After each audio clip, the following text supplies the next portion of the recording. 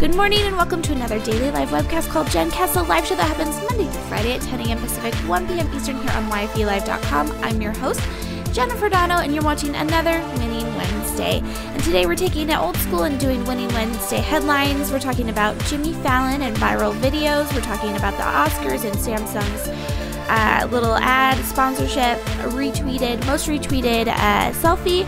And then finally, we're talking about Roku and actually just a nice broad sense of what's going on with our televisions and how we can be using it in our businesses. So again, thank you so much for watching live. My name is Jennifer Donogh. I'm going to be your host for today. And so let's talk about Winning Wednesday before we get started. So this is the idea that on Wednesdays we talk about things that help us be more winning. And yes, that's a totally old school phrase, but I like alliteration and it works. So let's go ahead and I want to first talk about how I organized today's Winning Wednesday, because this is what we used to do all the time back in November and December. Every Wednesday I would be on here by myself and talk about headlines. And I have a very, very well-organized system for putting Jenn Cast together. And I know a lot of you are doing podcasts, so any consecutive event, or you're doing hangouts, or you're putting together webinars where it's creating content, kind of like we did blog editorial calendars and things like that a couple years ago. Now people are getting into new media and playing with other ways of communicating with their audience. So the way that I plan this daily webcast, I mean, it's a daily thing, and I run a business and I have a toddler, and so anyway, systems and organization are very important to me. So I use Trello, and we had them on a couple weeks ago. And I wanted to walk you through how I use the Wednesday headline piece. But before I do, check out, because I told you all that I would do a Trello tutorial on how I actually plan this entire show, and so I did. So if you go to youtube.com/Ovaleye TV, you can watch it. It's a 5-minute video, and it walks you through step by step on how I brainstorm, how I plan, how I execute, how I book guests, and things like that. And hopefully you guys it'll be helpful for anyone else that's thinking of doing a consecutive show, whether it's weekly or monthly or whatever it is.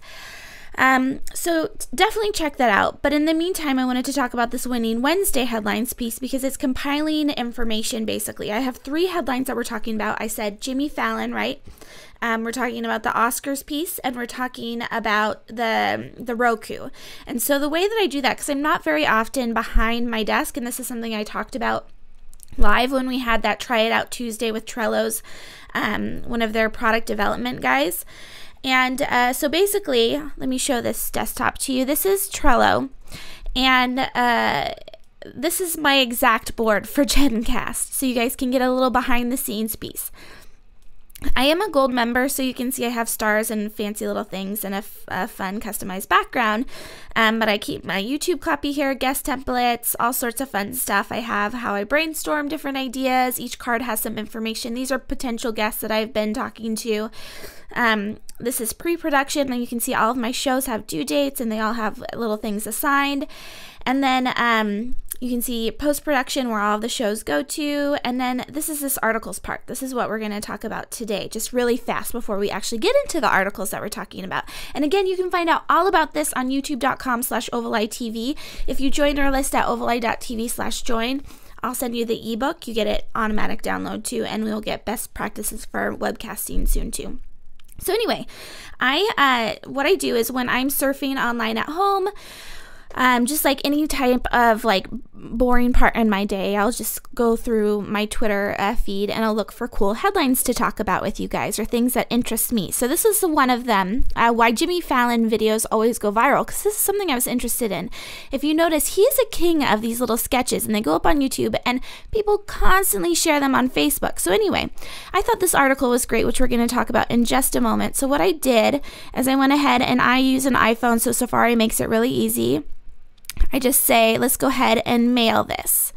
So I mail it, and I say to, and I write in Jenn Cast. And that's going to send me to a unique place in my card. So if I hit send right now, and then I pop back over here. This is all in real time. I hope it works, you guys. So rather than wait to see if it'll pop over, let's go ahead and refresh it and see if it's that fast. Scrolling over. It hasn't showed up yet. But it basically what happens is it's going to show up as a card over here in my, oh, see, there it is. Pretty cool, right? Showed up in a little card. It says sent from my iPhone, so I can add any notes I want, all of that fun stuff. And so that's just a little tip on how you can win Wednesday today. If you're compiling information, whether it's in a blog or if it's a podcast or a live webcast or webinar or whatever it is, if you're being that go-to expert in compiling information, use Trello. And they're not paying me to say anything like that. It's just something I honestly use and I really love. And like I said on Try It Out Tuesday, without Trello, I would lose my mind. So anyway, let's talk about these articles. Why Jimmy Fallon videos always go viral. And I'm just going to go ahead and straight up pull it from Trello for you guys today too, so you can just see me work through my cards. So this is an interesting thing as far as a headline goes and winning. And why I wanted to talk about this is that he says here, or Rachel, she says this, Rachel Great, and this is in policymike.com. She says, while Letterman, Leno, and even Conan rely on the more traditional late-night format, longer monologues, making fun of recent news, followed by celebrity interview, and interspersed with a few music or comedy sketches, Fallon peppers every episode with singularly creative sketches that are almost always funny because of the zany premise. So I thought this was interesting. So he's trying to break the mold of this is how late night has always been done. And as you read on, it plays to his strengths. So it's been noted that he's not great at doing these long monologues. And as my husband and I have always said, he's also not great at interviews. If any of you watch him, and I've taken this as kind of like a tip for myself, he's too fangirl. He gets so excited when someone's on, and he leans forward in his interviews, and he kind of giggles, and he just says, he makes the guest almost uncomfortable sometimes, so it's not very fun to watch.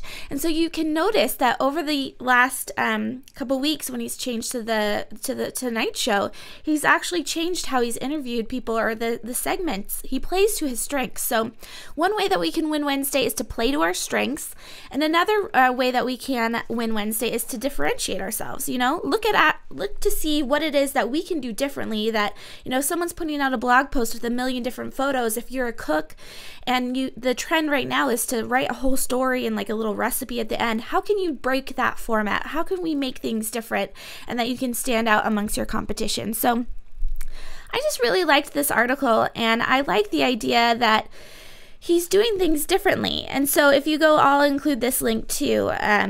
It's from Mashable, and it's 14 late night videos that prove Jimmy Fallon rules the internet. So you guys can look through some of his viral videos. But I read another article and I looked for it to include on this today. I couldn't remember exactly where I found it, but it was talking about how he hired someone. There's someone on their staff who specifically deals with these viral videos. He makes sketches that will translate well to the internet so people will share it. And so I think that's interesting too, the idea that you have someone specifically on your staff that plays well to the internet. And really thinking about why would someone share this? What would make them share it? That kind of a thing. So check that out. I'll make sure I include the links below this. Let me know your thoughts. Are you a fan of Jimmy Fallon? Do you think he's doing a great job with The Tonight Show? My husband loves him because he was always a big fan of Johnny Carson. We have his like old DVDs and we watch the documentary and everything. And he feels like he's bringing it, like the classiness back to The Tonight Show. So he loves it. And I have to admit, I really like it too. Even my mom was saying she likes it. Yeah. All right, so let's go ahead and move on to the next subject, which is the Oscars. We talked about it a little bit on Monday. Gosh, I'm sorry, guys. I have a cold. We talked about it a little bit on Monday, the idea that everyone should know about this by now. Ellen did a selfie that was the most retweeted picture ever. It shut down Twitter for a little bit, and it has all of these stars in it, and it's really fun. So if you notice, though, Samsung was a big sponsor. I'm sorry. Samsung was a big sponsor of it. You saw an ad before she brought it in, but she never said, let me use my Samsung phone, right? It was just there. And the backstory behind this, in this Mashable article, is that Samsung never said specifically you have to make a selfie or you have to get a bunch of retweets. You have to do anything. They didn't do that. They just paid a very large amount of money, and it's actually broken down in this article, which I'll include below too. It's broken down into how much money they spent on the specific ads and what the ads were. And then Ellen and her writers and the people behind the Oscars, they did all of this magic. And this is something that's really interesting because as business owners, giving the creative people the freedom to talk about your product in the way they want to is awesome. For example, MailChimp sponsors YFE. They just gave us money to, and this is just some behind the scenes kind of thing, they funded that show, but didn't give me any, and they do this with all of their sponsorships. They didn't give me any parameters in saying, you have to mention it in this way, or you have to talk about it in this way. And because of that, I'm already a huge fan of MailChimp, but I pay special attention to their blog, all of their emails, and I share whatever I can with everyone because I absolutely adore them. I love how they work with us. I love that they give us the creativity to talk about them in however we want. And so as a small business owner, if you're creating a sponsorship or creating an ad for someone, or maybe you're a blogger and you're putting together sponsorship packages, don't think so much in terms of I need you to tweet 3 times or whatever it is. Give the people that are going to be talking about you creative control over it, and cool things will happen. So Samsung paid ABC roughly $18 million for 5 minutes worth of primetime ads. And let's go ahead and pop that over so you guys can see specifically what they're talking about. And it's funny because I actually didn't really remember their ads, but I do remember Ellen using the product on the Oscars. And I actually even looked it up too. And then, so on top of that, they took it a step further and they sponsored tweets, 10 tweets featuring celebrity selfies. And then on top of that, Twitter was paid to promote the selfies through its Twitter Amplify program. So they didn't just let it sit on the content going out, they actually paid to promote that content. And that's another great thing as far as like Facebook and Twitter goes that we can take away and really win Wednesday with. But it includes the 3 ads in this article, or one of them does. I'll add all of these links too. Here it is. So you can see the 3 ads. And the one with the celebrity placement, the product placement, to me totally wins out all of these ads. The ads I can't remember. I don't really care about. The fact that Ellen took the selfie with it, I remember. So anyway, hopefully you can take that advice and win Wednesday with it. And then the last one that I wanted to talk about, taking it back to my Trello board, is Roku's new streaming stick. Now, this one I wanted to talk about because I think it was Renata who mentioned that she has the Chromecast, and we have Apple TVs. We have 2 in the studio, and I was trying to think of a way I could show you the other one. So the Apple TV's over there, and there's an Apple TV over there. I have an Apple TV at home, but I also have a Roku, and I love Apple TV. It's so dynamic and versatile for a business owner, especially if you already have Apple products. I would say you have to have this to have an extension of all of the products, because you can then push your phone over to Apple TV, you can push your iMac over to Apple TV, you can push everything over so it becomes a second screen, mirroring it, all sorts of fun stuff. So anyway, I really recommend getting something like this. The difference between this, so I loved Roku. I got it back in 2008, I feel like, 2009. When I ditched cable, I got it for Netflix. And we still have one of their older models that's on an older television that doesn't have an HDMI compatible little plug-in thing. But they're trying to, again, revolutionize the way that we consume information. And so what Roku's hoping to do with this little stick, it costs more than a Chromecast, which I think is interesting because one of the things that makes Chromecast and Apple TV so enticing is that it works with all these other products, right? It extends the life or the use or the value of these products, whereas Roku is strictly entertainment. So it has a remote, which is nice, and it's a bigger remote. If you guys use Apple TV, you know that that remote is ridiculous. And so we use the remote app on our phone, which I think Roku has the same thing, but it's nice to have a physical remote sometimes, especially if you have kids. So anyway, what they're trying to do is that you go to Roku and you have all of these different places where you're getting your information. This is different than Apple TV because Apple TV doesn't have Amazon, their competitor. And so you have Netflix, Amazon, Hulu Plus, all these places that you might subscribe to, and you can do one search on Roku as a platform and be tapped into all these networks. So if you want to watch Caillou, because your toddler loves to watch Caillou, You just search on Roku for Caillou and you can pull up all of the different episodes across, because Hulu Plus has different episodes than Netflix, than Amazon Prime does. And so that helps you out. So how can we make, first of all, what I took away from this and how I'm going to end Wednesday with it is, how can we make it easy for people to find information? So this is kind of on-demand type stuff.